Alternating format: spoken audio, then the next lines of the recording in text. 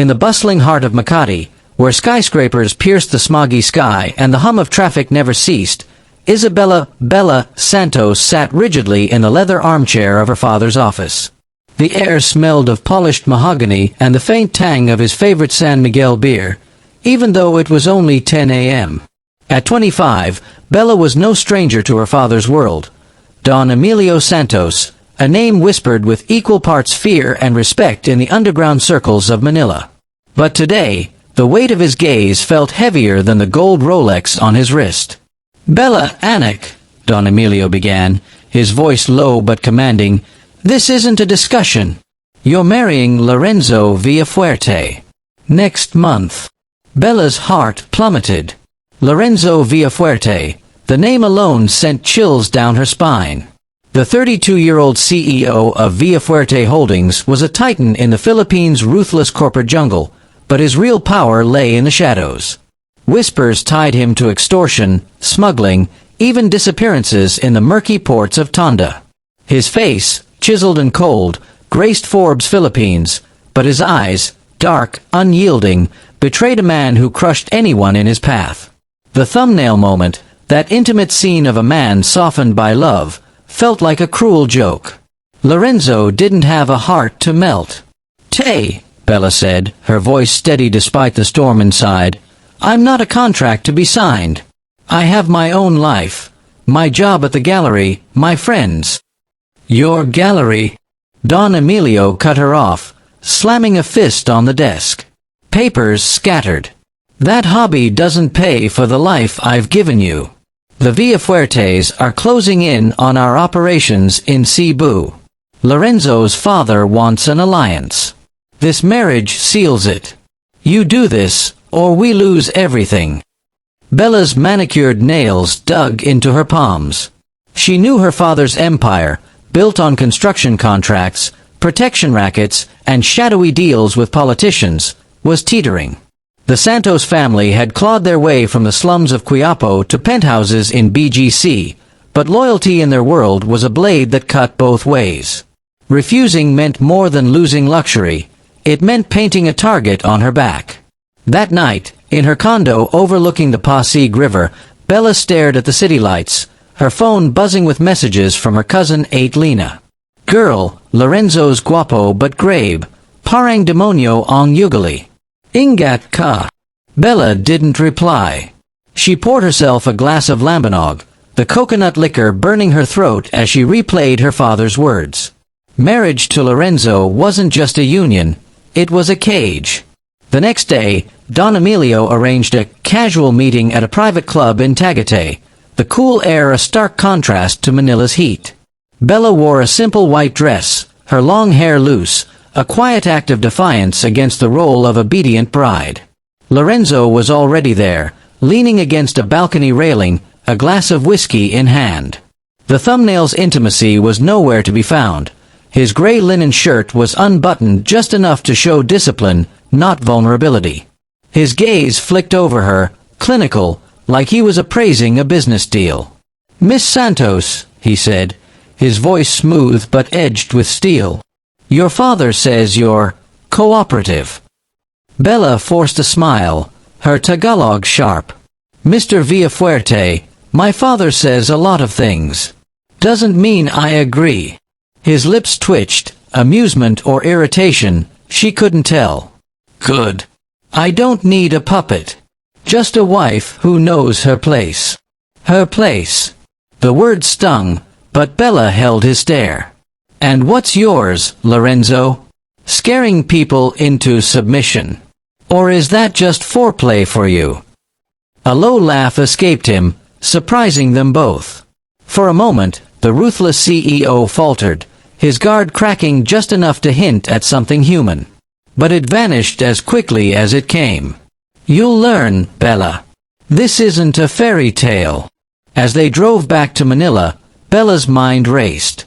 She wasn't just a pawn, she was a Santos, raised on survival. If Lorenzo thought he could break her, he was wrong. She'd play his game, but on her terms. By the time they reached her condo, she'd made a vow. She'd turn this ruthless man into someone who'd beg for her mercy. Not out of love, But because in their world, power was the only currency that mattered. Little did she know, Lorenzo was watching her in the rearview mirror, intrigued by the fire in her eyes. The game had only begun. The Villafuerte mansion in Dasmariñas village stood like a fortress of glass and marble, its gates guarded by men in black polo shirts who didn't smile. Bella stepped out of the black SUV, her heels clicking on the cobblestone driveway. 2 weeks after the Tagaytay meeting, the civil wedding had been a blur. City Hall, a judge who looked the other way, and a reception for 50 people who clapped because they were paid to. No white gown, no church bells, just a gold band on her finger that felt like a handcuff. Lorenzo walked ahead, not offering his arm. "Your things are in the East Wing," he said without turning. "Staff will bring the rest tomorrow."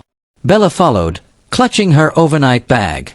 The house smelled of new money, leather, oud, and the faint metallic scent of security cameras. A maid in a crisp uniform bowed. "Ma'am Bella, welcome per." She nodded, forcing warmth. "Salamat, Manong. Ano pa pangalan nayo?" "Rosa, ma'am." The woman's eyes darted to Lorenzo's back, then softened.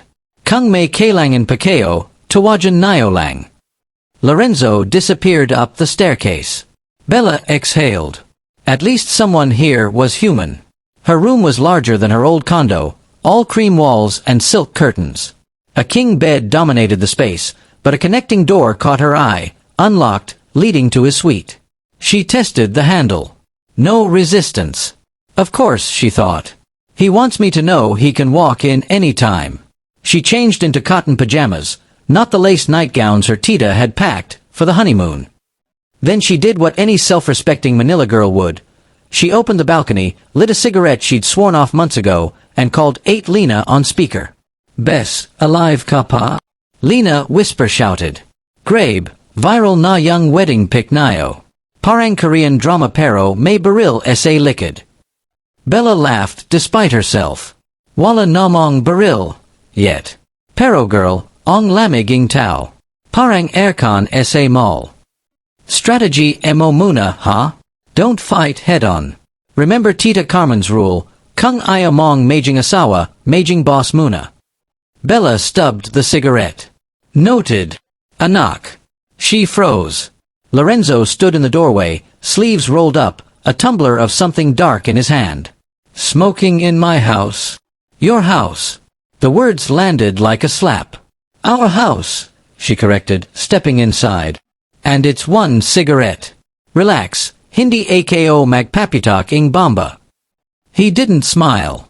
"Dinner's at 8. Rosa made care. Don't be late." He left. Bella stared at the connecting door, then dragged the heavy mahogany dresser in front of it. The scrape echoed. Let him try. Dinner was in a dining room that could seat 20. Only 2 places were set, opposite ends of a table long enough to play badminton. Lorenzo was already eating, tie gone, top button undone. He didn't look up. Bella sat. The care was perfect, peanut sauce thick, oxtail falling off the bone. She hated that it was good. "Roses from Pampanga?" she asked, breaking the silence. "Batangas," he said. "Why?" "Just curious. You don't strike me as the type who asks where the help is from." He set down his spoon. "I know everything that happens in this house, including the fact you moved furniture." Bella met his eyes. "I like my privacy. You should try it." Silence stretched. Then, unexpectedly, he pushed a small bowl toward her. "Bagung. You didn't take any." She blinked. "You noticed. You always eat it with care. Your father mentioned it once." The detail unnerved her. Don Emilio talked about her eating habits? To him. She spooned bagung onto her rice, suddenly ravenous. They ate without speaking, the clink of spoons the only sound. Later, in her room, Bella found a note slid under the door. Rosa's handwriting, "Ma'am, may extra key sa drawing dresser kung kailangan nayo. Ingat pa." A tiny smiley face. Bella's chest tightened. Allies, she'd need them. She opened her laptop, pulled up Villafuerte Holdings' public filings, and started digging. If Lorenzo thought she'd be a decorative wife, he was wrong. She'd learn his weaknesses, every shell company, every politician on payroll. In Manila's underworld, information was a sharper weapon than a gun. At 2 a.m., she heard footsteps. The connecting door rattled once, then stopped. She held her breath. Nothing. But when she checked the dresser in the morning, it had been moved back, silently, expertly. A message, "I can get to you any time." Bella stared at the empty space, pulse racing. Game on, Lorenzo. Game on. The grand ballroom of Shangri-La Makati glittered like a jewelry box. Crystal chandeliers, champagne flutes catching light, and the low hum of Tagalog laced with English deals. Villafuerte Holdings' annual charity gala was less about feeding orphans and more about laundering reputations. Bella stood at Lorenzo's side in a crimson silk turno with modern alampe, her mother's design, altered by a Quiapo seamstress who owed the Santos family a favor. The gown hugged her waist, the butterfly sleeves sharp enough to cut glass. She looked like a queen, she felt like a hostage. Lorenzo's hand rested on the small of her back, possessive but not warm. "Smile," he murmured. "Senator Reyes is watching." Bella's lips curved, but her eyes scanned the room. She recognized half the guests, a shipping magnate who lost containers in Subic, a beauty queen turned congresswoman with a cocaine rumor, and there, her father, Don Emilio, laughing too loudly with Lorenzo's father, Don Rafael. The old men toasted with glasses of 18-year-old Macallan, sealing something she wasn't privy to. A photographer approached. "Mr. and Mrs. Villafuerte, picture." Lorenzo pulled her closer. The flash popped. Bella's cheek brushed his jaw. He smelled of cedar and gun oil. She whispered, "Let go before I break your wrist." He chuckled, low. "Try it. See how fast security drags you out." But he released her. A small victory. The program began. Speeches about uplifting the youth, while waiters refilled plates of Wagyu. Bella excused herself to the powder room, texting 8 Lena under the sink's gold faucet. "Need dirt on Villafuerte shell in Cayman. ASAP. Lena, on it. Pero Bess, May Kismis, Els X is here. The one from HK. Watch your back." Bella's stomach twisted. She'd heard rumors, a model named Chloe who vanished after a yacht party in Boracay. Some said suicide. Others said cement shoes. Back in the ballroom, the crowd parted. Chloe, tall, razor cheekbones, in emerald green, glided toward them. Her smile was venom. "Lorenzo, darling," she purred, air-kissing his cheeks. "And this must be the child bride." Bella's fingers tightened around her clutch. "Isabella Santos Villafuerte. And you are someone who knows him better than you ever will." Chloe's eyes flicked to Bella's ring. "Enjoy the honeymoon phase. It ends fast." Lorenzo's jaw clenched. "Chloe, enough."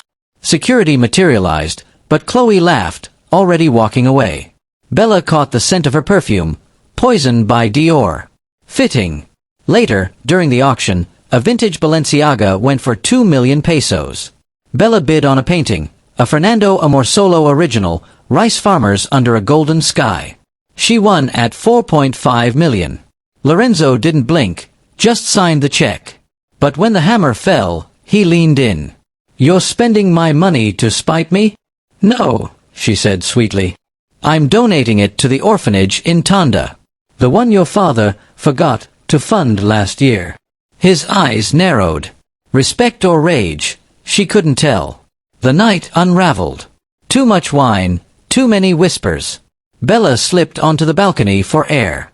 The city sprawled below, a neon vein. Footsteps. She turned, Lorenzo, tie loosened, a shadow in the dark. "You think you're clever," he said, voice rough. "Bidding on that painting." Talking back to Chloe. "I think I'm surviving," she shot back. "You wanted a wife, not a doll. Congratulations, you got one with a spine." He stepped closer. The balcony rail pressed into her back. "You have no idea what you're playing with, Bella." "Then tell me." She tilted her chin. "Or are you scared I'll use it against you?" For a second, the ruthless mask slipped. Something raw flickered, anger, yes, but also curiosity. He reached into his pocket. Bella tensed, expecting a threat.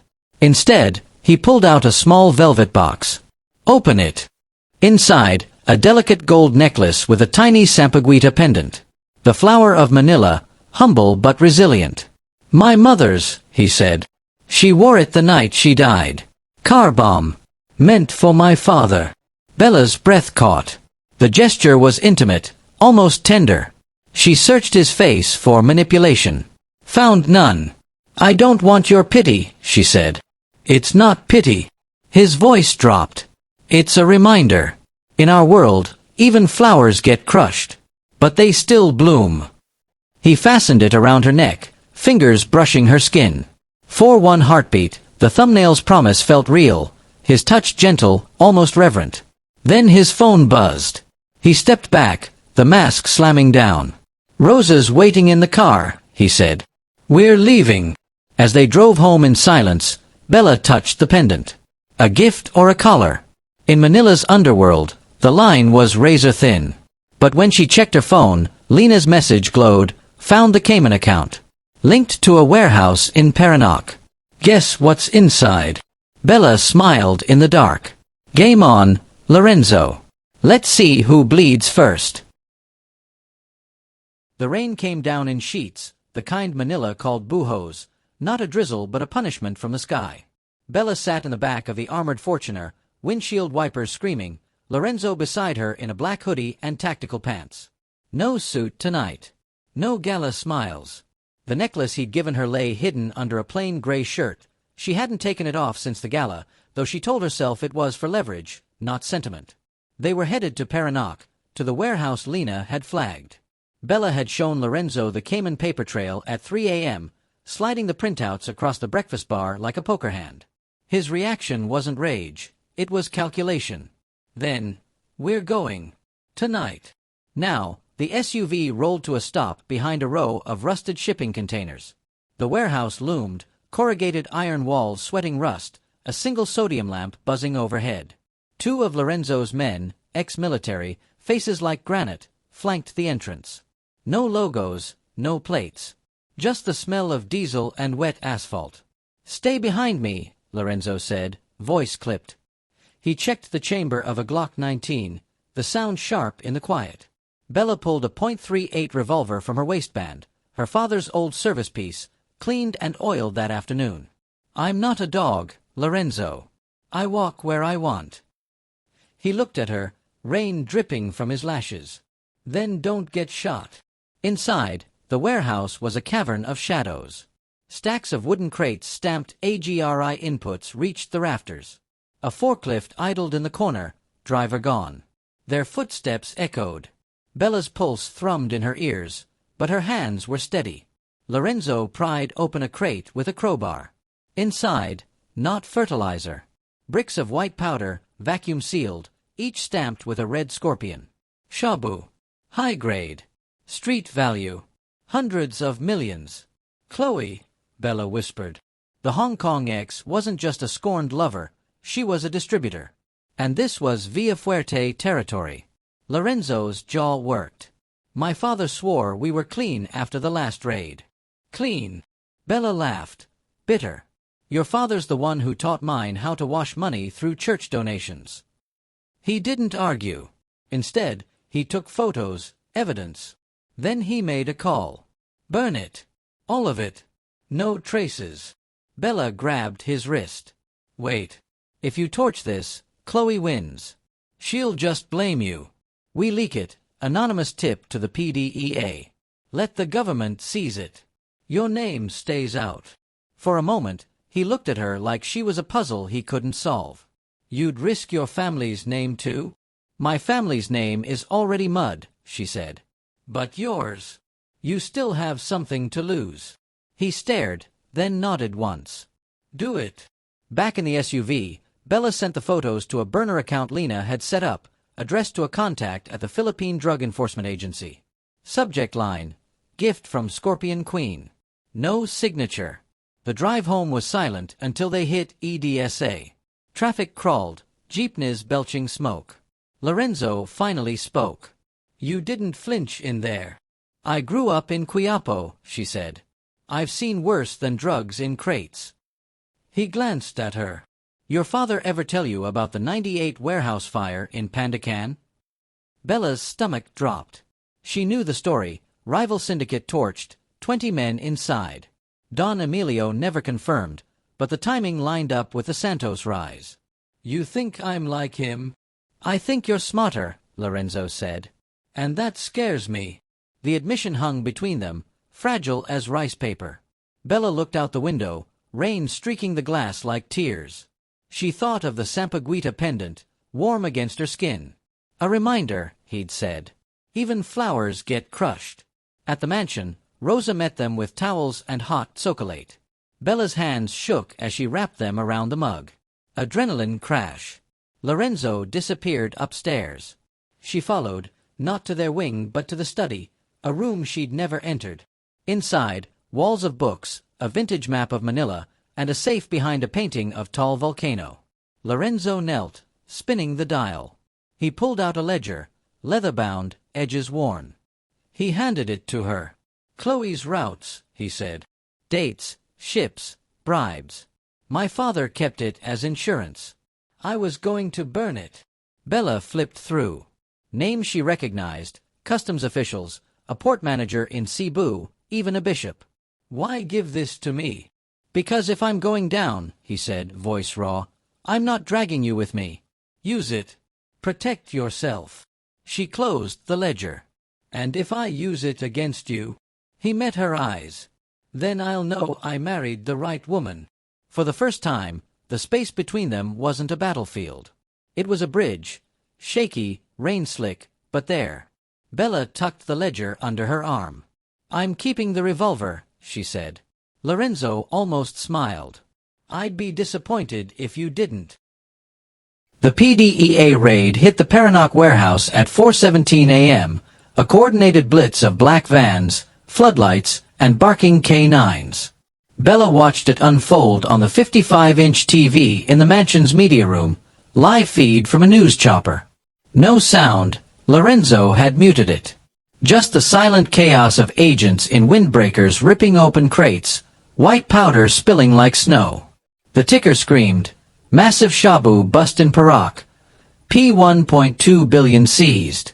Rosa hovered with a tray of pandesal and kasong puti, eyes wide. Sir, ma'am, Ko pabitu? Lorenzo didn't answer. He stood at the window, coffee untouched, city lights flickering across his face. Bella sat cross-legged on the leather sofa, still in yesterday's jeans, the ledger open on her lap. She'd spent the night cross-referencing names with her own contacts, quiet calls to a cousin in the NBI, a text to a Chismosa reporter at ABS-CBN. The net was tightening. By 6 a.m., Chloe's name was trending. Grainy CCTV stills showed her boarding a private jet at NAIA Terminal 3, passport in hand, destination, Singapore. Too late. Interpol red notice issued. The Scorpion Queen was cornered. Lorenzo's phone buzzed. Don Rafael. He put it on speaker. Anak, the old man barked, voice gravelly from decades of cigars. Sinong Tarantado ang Naglik Nito? The board's in panic. Stocks down 8% pre-market. Lorenzo's knuckles whitened around the phone. It wasn't a leak, Tay. It was a cleanup. Cleanup. A bitter laugh. You just burned our biggest pipeline. Bella leaned forward. Actually, Tito, your pipeline was already rotting. Chloe was skimming 30% off the top. I have the ledgers. Silence. Then, Putong Ina. Lorenzo, who is this? Your daughter-in-law, Bella cut in, voice sweet as Bibinka. And if you scream at my husband again, I'll send these ledgers to the Senate Blue Ribbon Committee. With your signature on every page. Lorenzo's eyes snapped to her. Not anger, something closer to awe. Don Rafael sputtered, then the line went dead. Rosa gasped. Ma'am Bella. Gray Pacao. Bella shrugged. He started it. Lorenzo finally turned. You just declared war on my father. No, she said, standing. I declared war on lies. There's a difference. He studied her, the morning light catching the faint scar on his left eyebrow. A knife fight in Divisoria, rumor said. You're not afraid of him. I'm afraid of becoming him, she admitted. Or you. The words landed soft but heavy. Lorenzo crossed the room, stopping an arm's length away. I called the PDA tip in myself, he said quietly. Used your burner. They'll trace it to Chloe's people. We're clean. Bella's breath caught. He'd trusted her plan. Executed it. Without taking credit.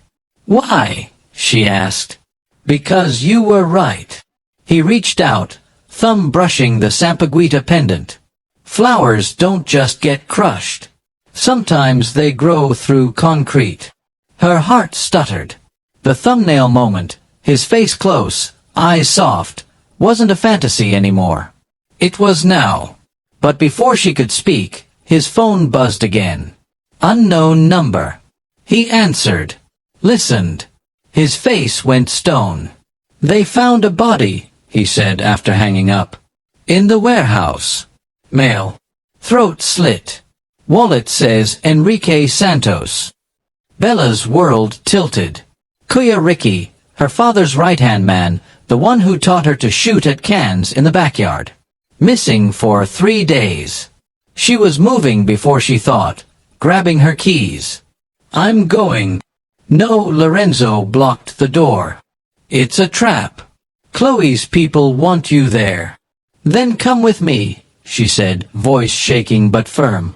Or I go alone. He stared. Then grabbed a bulletproof vest from a cabinet, tossed her one. Rosa, tell the driver to warm the Benz. We're taking the back gate. The warehouse was cordoned off, yellow tape flapping in the wind. Media swarmed. Bella ducked under the tape, Lorenzo behind her, flashing a forged PNP ID one of his men had slipped him. The body lay under a white sheet, blood pooling dark. She knelt, pulled the sheet back. Not Kuya Ricky. A stranger, mid-30s, tattoo of a scorpion on his neck. Chloe's enforcer. Relief crashed into confusion. Lorenzo crouched beside her. Look. He pointed to the man's hand, clutched around a gold chain. Sampaguita pendant. Identical to hers. A message. Bella stood, legs steady now.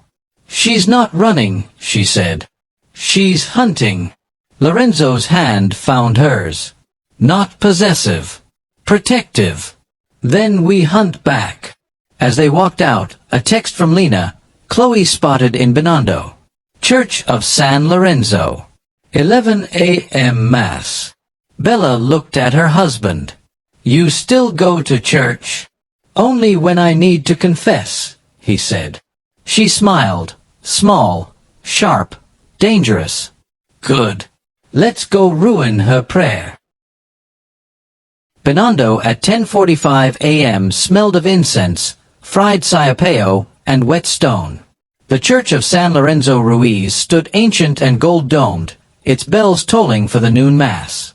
Bella and Lorenzo slipped through the side gate, past vendors hawking Sampaguita garlands and kutsinta. She wore a black mantilla over her hair, a widow's veil, ironic, but perfect camouflage. Lorenzo had traded the hoodie for a crisp barong Tagalog, the piña fabric hiding the Kevlar vest beneath. They took a pew near the back, third row from the confessionals. Bella's fingers worried the rosary in her pocket, real ivory, a gift from her Lola before she passed. Lorenzo's hand rested on his knee, close enough to brush hers. Not comfort. Readiness. The organ swelled. Parishioners filed in, old women in duster dresses, office workers sneaking a quick prayer before lunch, a few tourists snapping photos despite the signs. Then, Chloe. Emerald silk blouse, oversized sunglasses, a wide-brimmed hat. She moved like she owned the aisle, sliding into the front pew, alone. Bella's pulse spiked. She's praying, she whispered. Or waiting, Lorenzo murmured. Look, left transept. 2 men. Bulges under their jackets. Bodyguards. Chloe wasn't here for salvation. The priest began the Kyrie. Bella stood with the congregation, voice blending into the chorus. Panjanoon, Kawanamo Kami. She scanned the stained-glass saints. San Lorenzo with his gridiron, Santa Lucia with her eyes on a plate. Protection. Justice. She needed both. Halfway through the Gloria, Chloe rose. Not for communion, for the side exit. Lorenzo's hand tightened on Bella's wrist. Now. They moved. Bella first, weaving through kneeling devotees. Chloe disappeared behind a velvet curtain near the sacristy. The bodyguards followed, one glancing back. Their eyes met Bella's. Recognition. He reached inside his jacket. Lorenzo was faster. He yanked Bella into a confessional booth, slamming the wooden door. Down. Gunfire cracked, muffled by the thick walls but unmistakable. Screams erupted. Pews overturned. The organ screeched to a halt. Bella's ears rang. She peered through the lattice. Chloe's silhouette darted toward the bell tower stairs. One bodyguard lay bleeding on the marble, the other returning fire from behind a pillar. Stay here, Lorenzo hissed. Like hell. Bella drew the .38. Cover me. She kicked the door open, crouching low. Lorenzo laid down suppressing fire, 3 controlled shots, shattering a candelabrum. The second bodyguard ducked. Bella sprinted, vaulting the altar rail, rosary beads scattering like hail. Up the spiral stairs, stone steps worn smooth by centuries of feet. Her lungs burned. Chloe's heels clacked ahead, frantic now. The bell tower opened to a narrow balcony, Manila sprawling below, the posse glittering, jeepneys like ants. Chloe spun, a snub-nose .22 in her manicured hand. You, she spat. Little Provinciana playing gangster. Bella leveled her revolver. Drop it. Chloe laughed, voice shrill. You think Lorenzo loves you? He'll discard you like he did me. Like he did his mother. The words hit like a slap. Bella's finger tightened on the trigger. You don't get to say her name. Below, sirens wailed, PNP SWAT, finally. Chloe glanced over the railing, calculating. Then, movement. Lorenzo appeared at the stairwell, gun raised. Chloe. It's over. Chloe's eyes flicked between them. Cornered. Then, a smile, too calm. She raised her hands, and let the .22 fall. It clattered on the stone. I surrender, she said sweetly. To the police. But as she stepped forward, her heel caught the edge of a loose tile. Bella saw it in slow motion, Chloe's balance tipping, arms windmilling. She lunged, grabbing Chloe's wrist. Too late. Chloe's weight pulled her forward. Lorenzo dove, catching Bella's waist. They hit the floor hard, Chloe's scream echoing as she plummeted. A sickening thud below. Silence. Bella's hands shook. Lorenzo hauled her up, checking for wounds. You okay? She nodded, staring at the empty space where Chloe had been. She slipped.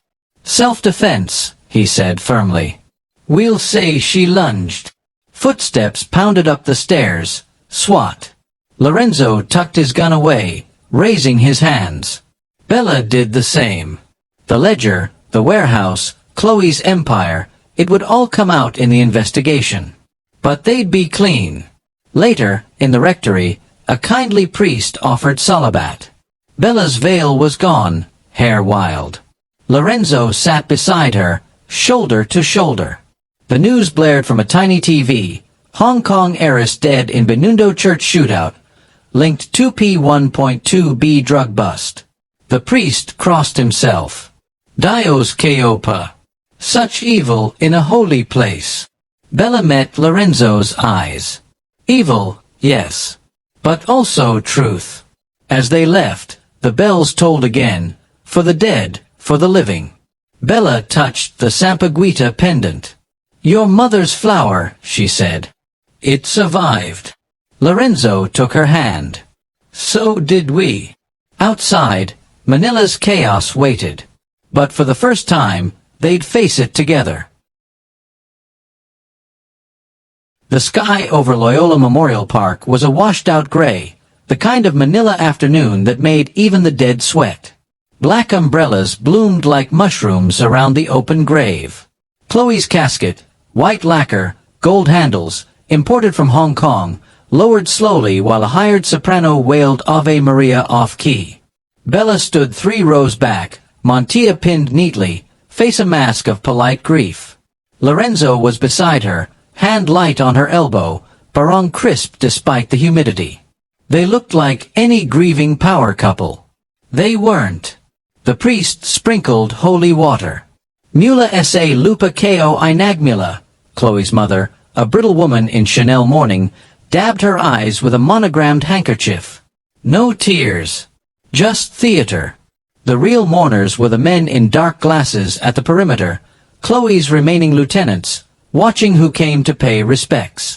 And who didn't. Don Rafael Villafuerte arrived late, flanked by bodyguards, face thunderous. He ignored the casket, eyes locking on Lorenzo. A silent summons. Lorenzo squeezed Bella's arm. "Stay with Rosa." Rosa, in a simple black dress, nodded. "Yes, sir." "Ma'am, dito lang patayo." Bella watched Lorenzo approach his father under a mango tree dripping with rain. Words were exchanged, sharp, low. Don Rafael's hand slashed the air. Lorenzo didn't flinch.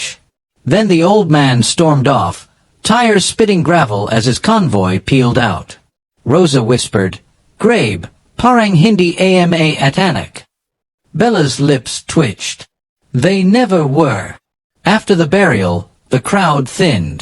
Bella lingered by the grave, pretending to pray. A groundskeeper in a PNP cap, Lena's cousin, slipped her a folded note. "Warehouse 2, Navotas. Midnight. Come alone. No signature. Chloe's people. A trap. Or the last loose thread." She tucked it into her bra. Lorenzo returned, face unreadable. "We're expected at the wake. Makati Shang. My father wants a show of unity." Bella arched a brow. "And if I refuse, then he'll send men to our house tonight." Lorenzo's voice was flat. "We go. We smile. We leave early." The wake was held in the hotel's penthouse suite.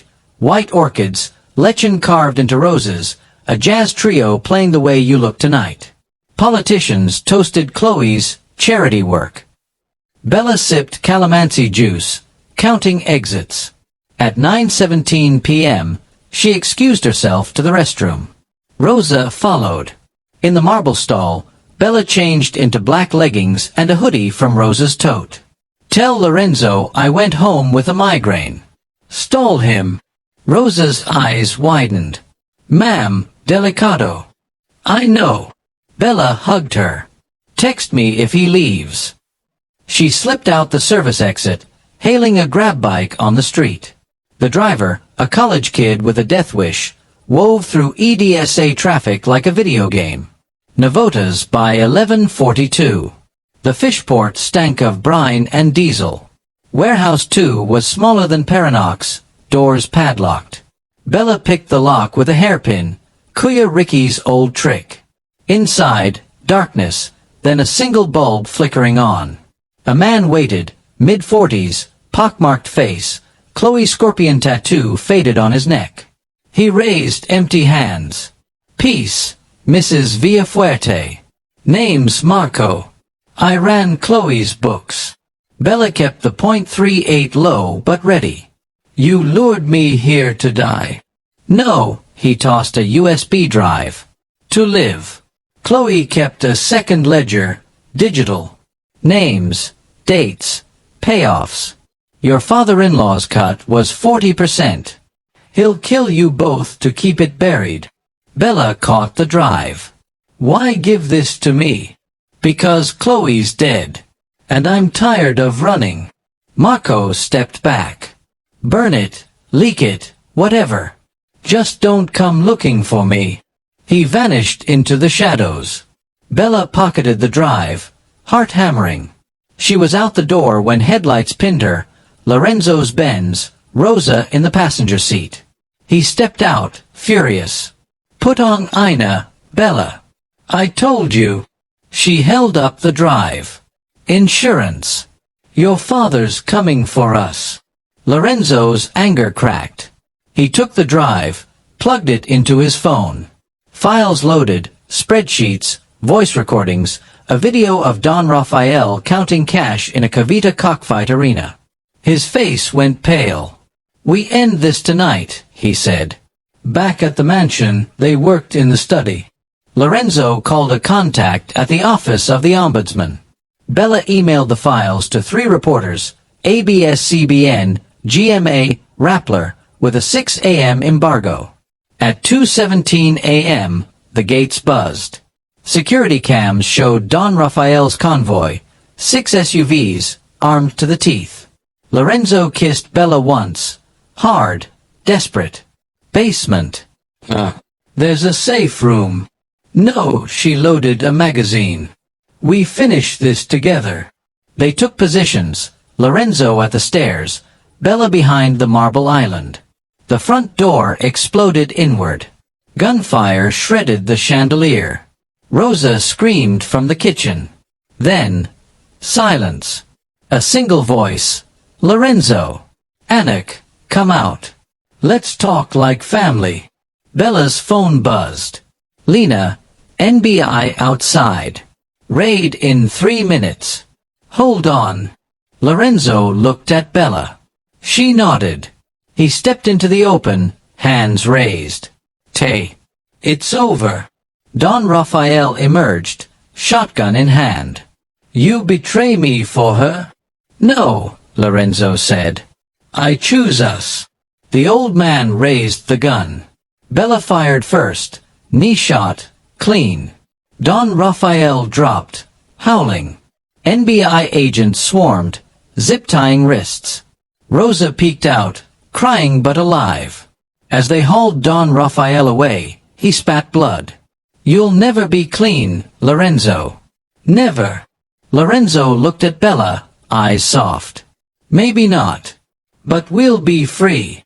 Outside, dawn broke over Makati, pink, gold, sampaguita blooming in the cracks of the city. The mansion's safe room smelled of gun oil and old money, steel walls behind a false bookshelf, a single LED bulb humming overhead. Bella sat on the narrow cot, knees to chest, Lorenzo's blood drying on her hoodie. Not his, Don Rafael's. The NBI had taken the old man in cuffs, screaming Tagalog curses that echoed down the driveway. Rosa was upstairs with paramedics, a graze on her arm. The house was quiet now, too quiet, like the city holding its breath. Lorenzo leaned against the doorframe, shirt torn, eyes hollow. He hadn't spoken since the agents left. Bella broke the silence. Your father's alive. They'll patch him up in Camp Crame. Then the Senate hearings. He nodded once. He'll talk. Try to drag us down with him. Let him. Bella pulled the USB drive from her pocket, rolling it between her fingers. We have the originals. And the press has copies. By noon, every network will loop that cockfight video. He's done. Lorenzo slid down the wall, sitting on the concrete floor. I should feel something. Relief. Victory. But it's just empty. Bella moved beside him, shoulder to shoulder. That's what freedom feels like at first. Like you lost a limb you didn't know was infected. He huffed a laugh, small, surprised. When did you get so wise, Asawa? When you stopped treating me like a hostage. She nudged him. Remember the dresser I dragged across the door? First night. I moved it back with a magnet, he admitted. Childish. Territorial, she corrected. But I get it now. You were scared too. The LED flickered. Somewhere above, a clock chimed 5 a.m. Bella's phone buzzed. Lena, front page tomorrow, Via Fuerte Empire Falls. You okay? She typed back, alive. Tell Kuya Ricky I owe him halo halo. Lorenzo watched her. Your brother's enforcer. He's the one who taught you to shoot? And to pick locks. And to spot a tail on EDSA. She smiled faintly. Family business. He took her hand, tracing the callus on her trigger finger. I used to think love was weakness. My mother begged my father to leave the life. He laughed. Then the car bomb. His voice cracked. I swore I'd never beg. Bella turned his face to hers. You're not begging. You're choosing.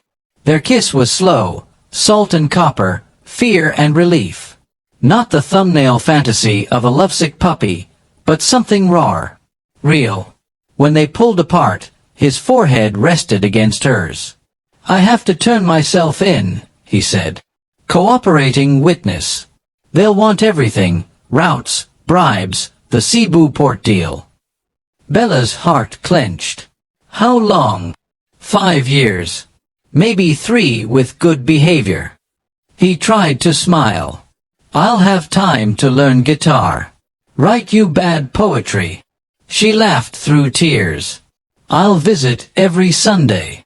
Bring adobo and tsismis. They emerged at dawn.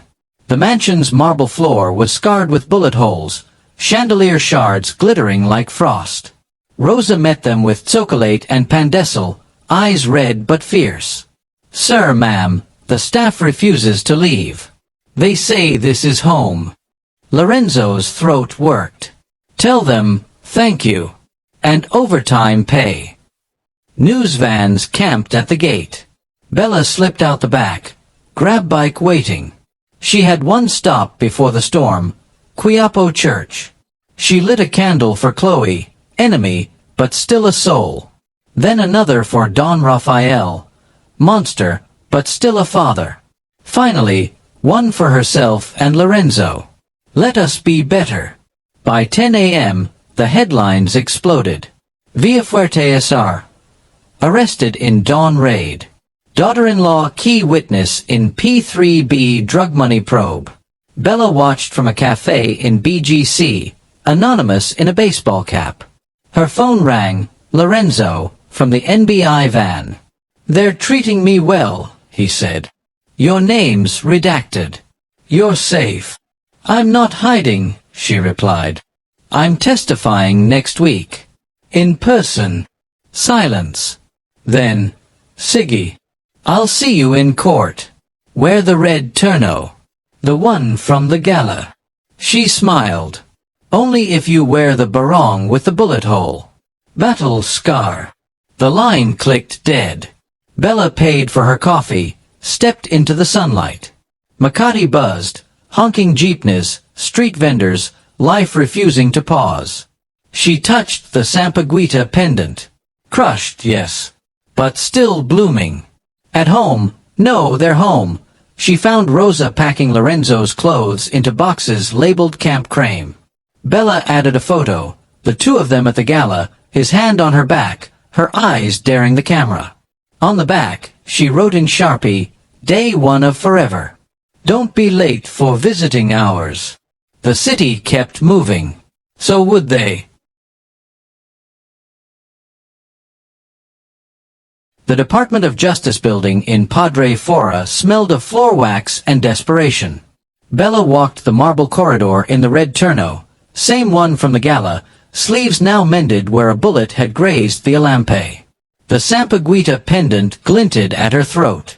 Cameras flashed outside, but inside the courtroom, the air was thick with silence and the scratch of reporters' pens. Lorenzo sat in the witness box, barong crisp, bullet hole stitched with black thread like a badge. He looked thinner, 3 weeks in detention had sharpened his edges, but his eyes found hers the moment she entered. A small nod. "I'm here." The prosecutor, Attorney Cruz, a woman with a bun tighter than a fist, began. "Mr. Villafuerte, you claim your father, Don Rafael Villafuerte, orchestrated the drug pipeline through Villafuerte Holdings. Yet you were CEO. How do we know you're not shifting blame?" Lorenzo's voice was steady. "Because I have the ledgers, the wire transfers, and the video of him counting cash in Cavita. My wife," he glanced at Bella, "found the digital files. I'm here to end it." Gasps rippled. Don Rafael, in the defendant's box, orange jumpsuit swallowing his frame, snarled. "Traitor! You'll burn for this." The judge banged her gavel. "Order!" Bella took the stand next. Her testimony was surgical. The Paranaque warehouse, Chloe's fall, the Navota's USB. She spoke in clear Tagalog, then flawless English for the foreign press. When Don Rafael's lawyer, a shark in a cheap suit, tried to paint her as a gold digger, she smiled. "Counsel, I grew up in Quiapo. I've seen gold. What I wanted was truth. Your client sold it by the kilo." Laughter in the gallery. The lawyer sat. By noon, the prosecution rested. The judge called a recess. In the hallway, Rosa waited with a styrofoam cup of Tejo. "Ma'am, grabe pakeo. Parang darna sa-TV." Bella took the cup, warm soy curdling with syrup. Donna had a stone. "I have a husband who finally listens." Lorenzo was led past in cuffs, NBI escorts flanking him. He paused. "Red suits you in battle." She touched the pendant. "See you at visiting hours. Bring your guitar." He grinned, the first real one she'd seen. "Already learning Kayat Maputi na ang buhak ko." Afternoon session. Character witnesses. Don Emilio Santos took the stand, face like thunder. Bella's stomach knotted. Her father hadn't spoken to her since the raid. "State your name," the prosecutor said. "Don Emilio Santos. Isabella's father." He looked at Bella, eyes softening a fraction. "I taught her to survive. Didn't think she'd use it to bury me." The courtroom stilled. Bella stood. "Tay, I'm not burying you. I'm saving you. Your name's not in the files. Walk away." Don Emilio's jaw worked. Then, to everyone's shock, he nodded. "Sige, anak. For you." He stepped down. The judge wiped her glasses, hiding a smile. Closing arguments came fast. The prosecutor painted Don Rafael as the kingpin. The defense flailed. At 5:47 p.m., the verdict: guilty on all counts, drug trafficking, money laundering, conspiracy. Life imprisonment, no parole. The gavel fell like a guillotine. Don Rafael lunged, screaming, "Lorenzo! Isabella! Kayong Dalawa!" Guards tackled him. Bella didn't flinch. Outside, the sky bled orange over Manila Bay. Reporters swarmed, but Lorenzo's lawyer, a new one, paid by Bella's gallery savings, held them back. Rosa handed Bella a bouquet of sampaguita from the mansion garden. Lorenzo emerged in civilian clothes, ankle monitor blinking. Temporary release pending appeal. He stopped in front of her. "It's over," he said. "No," Bella replied. "It's beginning."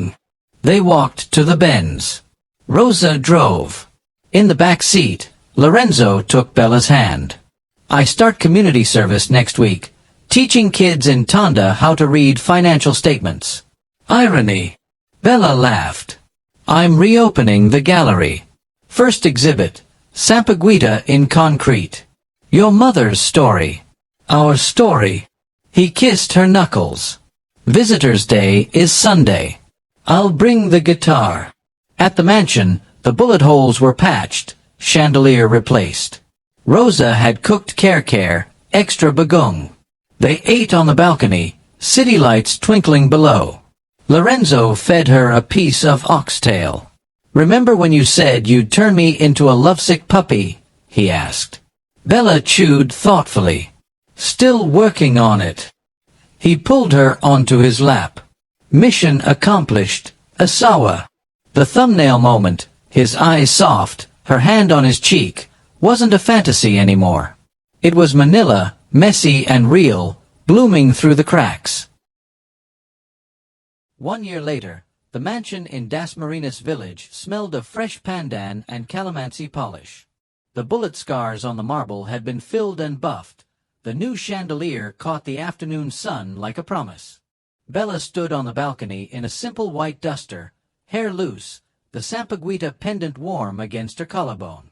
Below, children's laughter rose from the garden, Lorenzo on a plastic chair, guitar in hand, teaching a gaggle of Tonda kids the chords to Bahay Kubo. His barong sleeves were rolled high, ankle monitor long gone, replaced by a faded tattoo of a tiny flower on his wrist.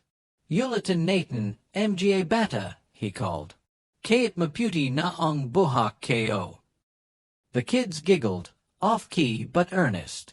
Rosa clapped from the patio, serving maize con hielo in plastic cups. Bella watched, chest tight with something softer than victory. The ruthless CEO was gone.